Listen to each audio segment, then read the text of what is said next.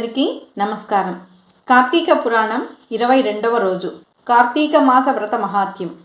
అత్రి మహాముని అగస్త్య మహామునుల సంవాదం గురించి జనకునితో ఇంకనూ వివరిస్తూ వశిష్ఠుల వారు 22వ రోజు కథను ప్రారంభించారు. పురంజయుడు వశిష్ఠుల వారు చెప్పిన ప్రకారం కార్తీక పౌర్ణమి రోజున శుచి అయి దేవాలయమునకు వెళ్ళి శ్రీమన్నారాయణుని షోడశోపచారములతో పూజించి శ్రీహరిని గానము చేసి సాష్టాంగ నమస్కారము చేసి సూర్యోదయము కాగానే నదికి పోయి స్నానమాచరించి తన గృహమునకు వెళ్ళెను.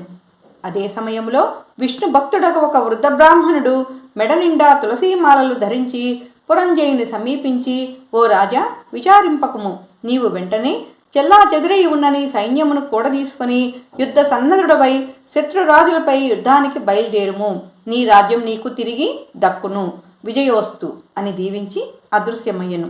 వెంటనే పురంజయుడు ఇతనెవరో మహానుభావుడు వలె ఉన్నాడు అని అతని మాటలు నమ్మి యుద్ధ సన్నద్ధుడై శత్రురాజులతో ఘోరముగా పోరాడెను. ఒకసారి దెబ్బతిన్న క్రోధంతో ఉన్న పురంజయుని సైన్యం యొక్క ధాటికి శత్రురాజుల సైన్యము మొత్తం మట్టికరిచింది. అంతేకాక శ్రీమన్నారాయణుని ఆశీర్వాద బలము కూడా పురంజయుని విజయానికి కారణమైంది. శ్రీమన్నారాయణుని కరుణకు అంతులేదు కదా. శ్రీమన్నారాయణుని కటాక్షం పొందిన వారికి ఎన్నడూ అపజయమే ఉండదు. పురంజయుడు విజయమును పొంది తన రాజ్యమును తిరిగి సంపాదించెను. ఆ యుద్ధములో కాంబోజాది రాజులు ఓడిపోయి, ఓ పురంజయ, మమ్మల్ని రక్షింపుము అని కేకలు వేయుచు పారిపోయిరి. శ్రీహరి కటాక్షము ఉంటే అసాధ్యములు కూడా సుసాధ్యములే కదా.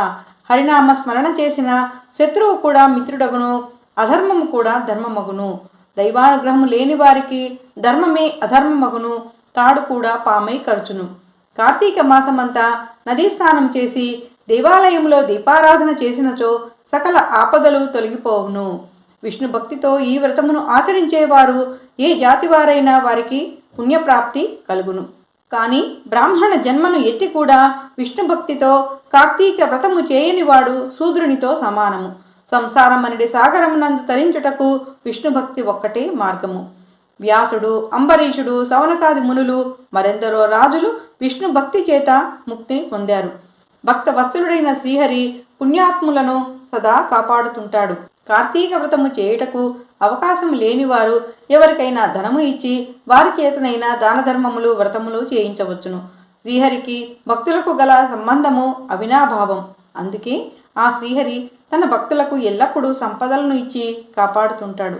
సర్వాంతర్యామి అయిన ఆ శ్రీమన్నారాయణుడు 1000 సూర్యుల తేజస్సు కలవాడు. అటువంటి శ్రీహరికి ప్రీతికరమైన కార్తీక మాస వ్రతమును ఎవరు భక్తి శ్రద్ధలతో చేస్తారో వారి ఇంట మహావిష్ణువు లక్ష్మీదేవితో కలిసి స్థిరముగా ఉంటాడు. ఆ ఇల్లు ఎప్పుడు సిరి సంపదలతో కళకళలాడుతూ ఉంటుంది. కార్తీక మాసములో శుచి అయి పురాణ పఠనము చేసిన ఎడల పితృదేవతలు సంతోషించడమే కాకుండా వారి వంశం మొత్తము తరిస్తుంది. ఇది ముమ్మాటికి నిజము అని అత్రి మహాముని అగస్త్యునితో చెప్పారు. ఈ విధముగా అగస్త్యుల వారితో అత్రిముని చెప్పిన కార్తీక మహాత్యమును వివరిస్తూ వశిష్ఠుల వారు 22వ రోజు కథను ముగించాడు. ఇది స్కాందపురాణి కార్తీక మహాత్యే 22వ అధ్యాయ సమాప్తః. ఓం నమః శివాయ.